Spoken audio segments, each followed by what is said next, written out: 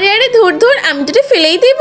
এই চম্পা, এটা এখানে ফেললি কেন? আরে আমার ইচ্ছা হচ্ছে আমি ফেলেছি। আরে তুই কি জানিস এটা রান্না করে খাওয়া যায়? আরে রান্না করে খাওয়া যায়, তুই বাসায় নিয়ে গিয়ে তুই রান্না করে খা, আমাকে বলছিস কেন? আরে হ্যাঁ, আমি তো এটা বাসায় নিয়ে যাব। দেখ চম্পা, তোর জন্য কি এনেছি। আরে রাজু, তোর মাথা তো খারাপ হয়ে গেছে, এটা কেন ফেলে দে। আরে এবার চল আমার সাথে বাসায় চল। আরে চম্পা তো চলে যাচ্ছে, যাই আমি এটা নিয়ে বাসায় চলে যাই। বন্ধুরা, তোমরা যদি আপেল খেয়ে থাকো তাহলে ভিডিওটাকে লাইক করে দাও, আর যদি চকলেট খেয়ে থাকো তাহলে চ্যানেলটাকে সাবস্ক্রাইব করে দাও, আর তুমি কোন ক্লাসে পড়ো তা কমেন্ট করে জানাও। প্রথমেই গরুর চামড়াটাকে পুড়িয়ে তুলে নি। এই তো এটা হয়ে গেছে, যাই এবার এটাকে পরিষ্কার করে ধুয়ে নি। এটা তো পরিষ্কার করে ধোয়া হয়ে গেছে। এবার এটার মধ্যে কিছুটা আদা আর রসুন দিয়ে এটাকে সেদ্ধ করতে দিই। এই তো আমার মাংসটা তো সেদ্ধ হয়ে গেছে, এবার এটাকে তুলে নি। যাই একটা চাকুর সাহায্যে এটাকে সুন্দর করে পিস পিস করে কেটে নি। কেটে রাখা এই মাংসগুলোর মধ্যে একে একে সয়া সস, কারি সস, ভিনেগার সবকিছু দিয়ে এটাকে ভালোভাবে মাখিয়ে নি। যাই এবার এই মাংসগুলোকে ট্রের উপরে সুন্দর করে সাজিয়ে নি। এটার উপরে এই মশলাগুলো দিয়ে দিই। আরে এই তো সবকিছু দেওয়া হয়ে গেছে, এবার এটাকে তো কিছুক্ষণ স্টিম করতে হবে।